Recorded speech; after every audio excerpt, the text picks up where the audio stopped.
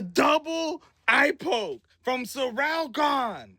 That's how we're going to finish the UFC 321 main card, my friends. You had 4 decisions on the main card. But the prelims, absolutely exciting, you guys. We got a lot of things to talk about as UFC 321 just finished. Tom Aspinall retains his bout. Okay? Because Sorrel Gane, who was doing good in the beginning of the fight, don't get me wrong, had Tom Aspinall leaking, was using his footwork really well. With 1 minute to go, Sorrel Gane eye pokes Tom Aspinall so deep you could literally see both fingers go in his eyes. One of them was all the way basically in his eyeball. Okay? The fans were absolutely booing. And to be honest with you, I'm going to give you my opinion. That eye poke was really bad, man. That eye poke was really, really bad. And I don't care who you are, dude. A lot of people are saying, oh, it's because Sorrel Gane was going to win that fight. Tom Aspinall got scared. That is not true at all. That is cap. Okay? That was an absolutely tragic eye poke. Now, in my opinion, they need to do an automatic rematch. I don't care, man. There's too many questions that are unanswered after watching that first round. Even though Sorrel Gane had a little bit of success, I still think the game plan of Tom Aspinall would have eventually ended up happening. But that was very, very interesting to see. And if I'm not going to be the non-biased, person who's looking at this fight, Sorrel Gane, man, if he can stop the takedowns, it'll be an absolutely interesting fight. But it finishes with a non-winner. Tom Aspinall keeps his bout. The crowd is pissed off. Okay, the tickets are so goddamn expensive. You had the woman compete for the strawweight bout between Mackenzie Dern and Verna Jandanova. And in my opinion, Mackenzie Dern, the right person, got the bout.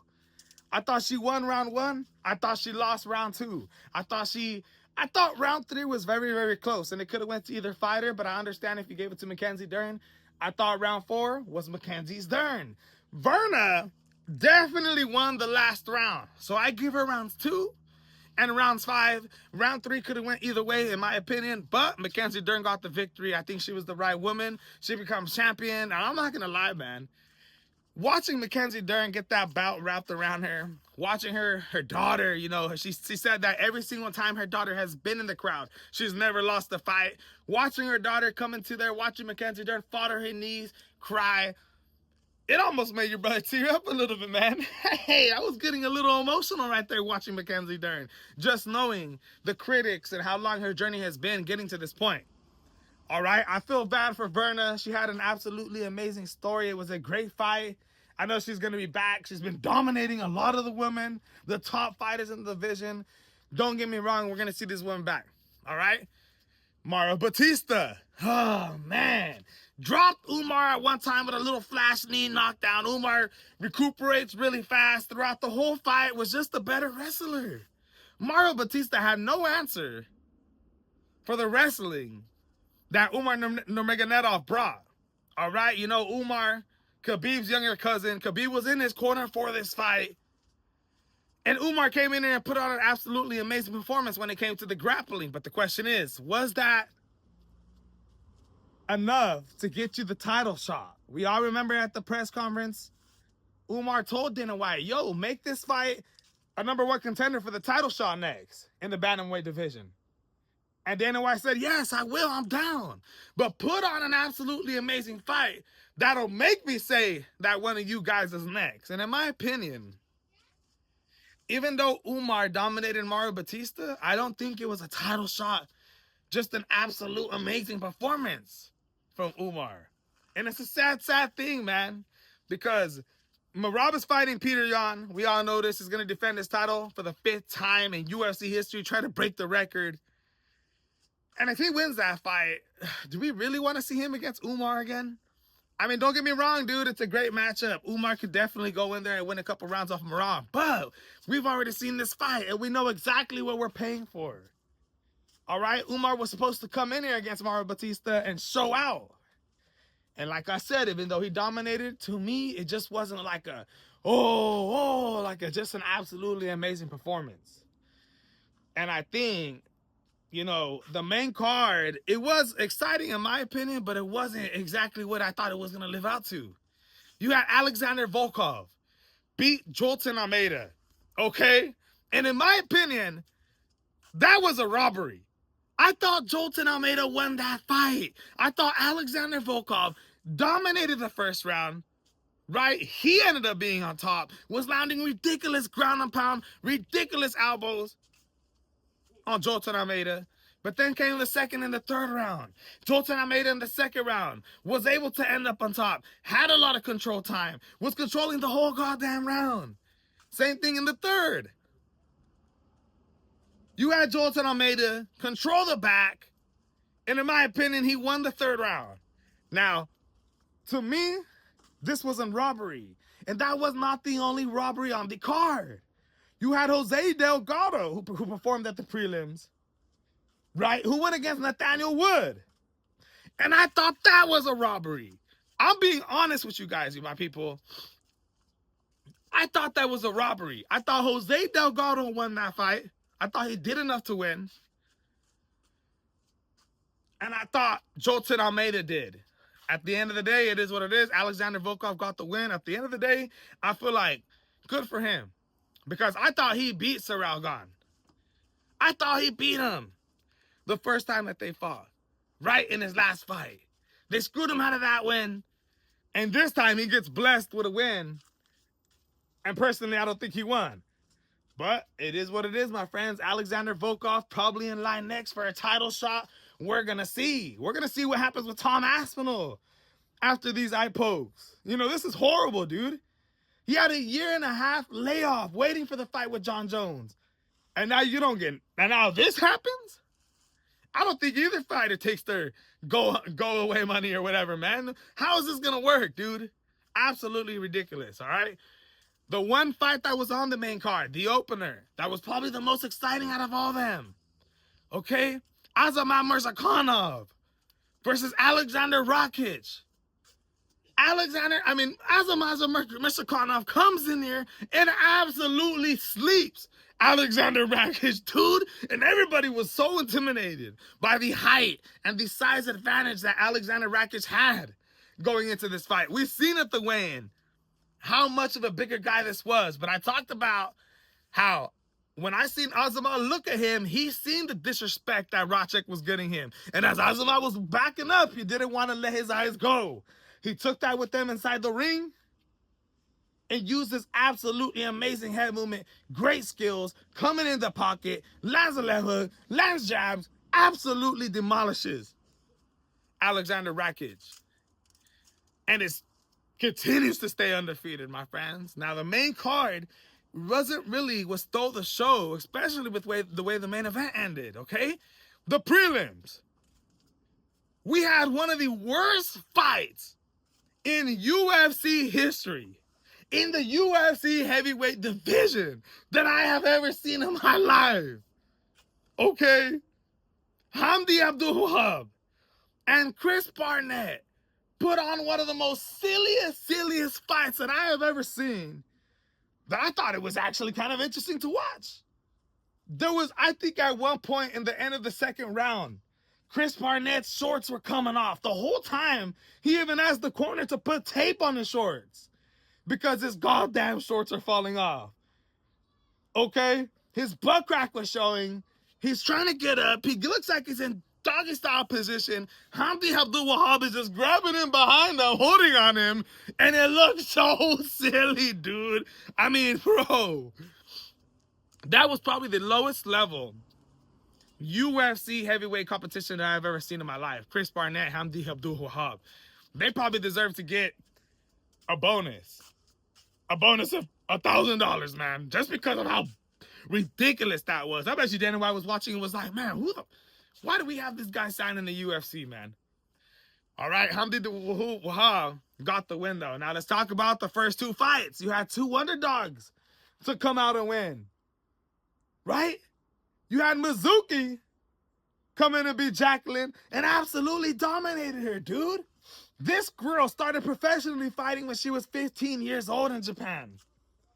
She has great experience, came in there, was ending up on top of a lot of the times, getting takedowns every single time that Jacqueline Okororum wanted to pull guard. Mizuki was staying on top. Wasn't as scared of the submission attempts. Was actually avoiding the submission attempts. When she was standing up, the striking, the body shots to the body. Huh, huh. Bro, it was hurting her. And she absolutely destroyed Jacqueline, bro. Then you had the second fight, right? You had Mitch Raposa, who I talked about. I actually like this kid, man. This is a guy who came from the Ultimate Fighter. There was a lot of hype behind him. He had absolutely great skills. Came to the Dana White Contender Series, lost to Jake Hadley. Came back to the UFC, fought against Andre Lima to fight. Lost to Sue. And all these fights were very, very close. Okay? I think he said his last 5 fights, 3 opponents missed weight in the UFC. So he's been having the odd end of the bag. But absolutely great performance in this fight against Azad Maxim, who came in 3 pounds overweight, who looked good against Sigiri Lumbekov, who looked good against Charles Johnson. Just got beat by Mitch Raposa, my friends. I thought Mitch Raposa did good. I thought he did enough to win the second round. And the third round, Azad Maxim did a horrible job. Horrible job by trying to grab the fence and keep himself up. Because of that, the ref decides to take away a point in the third round from Azad. And now Mitch Raposo was guaranteed to win. And we all knew that. Happy to see Mitch win. It's been since 2021 that my brother's trying to get a win in the UFC. Right? He talked about dealing with those demons in his body right after he fought his knees and was so happy, and it was exciting to see. Congratulations, Mitch Raposa. All right?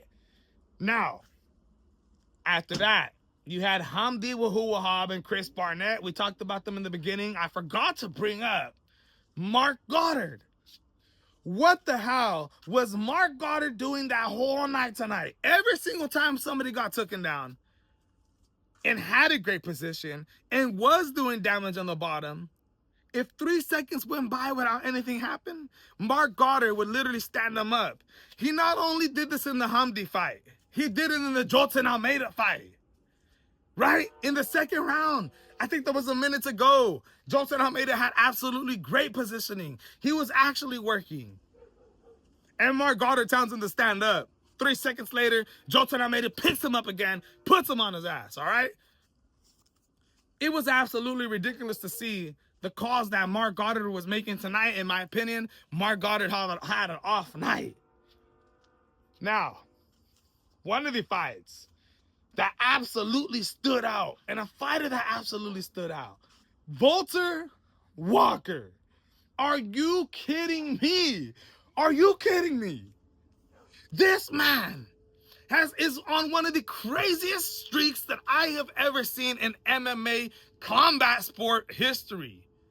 Not one heel hook, not 2 heel hooks, not just 3 heel hooks in a row, but 4 heel hooks. You're talking about a guy who'll be wearing an ankle around his necklace, dude. I will never argue about that necklace. That man deserves to wear it. He takes Sutherland down, gets the ankle wrapped up, and almost breaks it. Heel hook number 4, creating history in the UFC, is what Walter Walker is doing, man. I'm telling you guys, when I seen that, I said, we're witnessing history right here, dude. Nobody in the heavyweight division has been able to ever do this. This might be a record in the world. 4 heel hooks in a row in an MMA combat fight. Absolutely ridiculous, dude. All right? And what about, to me, knockout of the night? Knockout of the god dang night, my people. All right? Quillen Sandkill. Absolutely destroyed Nasrat. Destroyed him. Quillen. Bro, Quillen put him to sleep. You had Quillen shooting these takedowns. He had shot like 3 different takedowns. They actually weren't the nicest. Nasrat was stuffing them every single time. And all of a sudden, You got Quillin coming out with an absolutely beautiful high kick. Boom! Sleeps Nasrat. And I'm like, oh! I'm at a store and I was going crazy trying not to make a scene. But that knockout that Quillin Sal killed just gave us, in my opinion, should be receiving the 50,000 bonus or even $100,000 bonus. All right? He should be getting the god dang bonus. I don't care what you say. Aussie, Aussie, Aussie. That was an amazing victory from Quillin, and I'm excited that we got to see that, bro. The whole card altogether, dude. The whole card was an absolutely fantastic card. Another one of Khabib Nurmagomedov's fighters, Ikram Alaskarov, got the win against Jooyoung Park in an exciting fight where he controlled and showed his great grappling skills, but I believe, in my opinion, left a little bit of gaps. We've seen a little bit of holes. Jooyoung Park landing a little bit of punches. But at the end of the day, Ikram, who's been training with Khabib, went in there, did what he had to do, proved to be the better grappler, and got it done by decision. All right, my friends, UFC 321, in my opinion, was an absolutely success. It's time to go watch Joseph Parker, Fabio Warley, and I can't wait for Steve Garcia versus David ONAMA coming up the day after Halloween, my people. My goodness, man.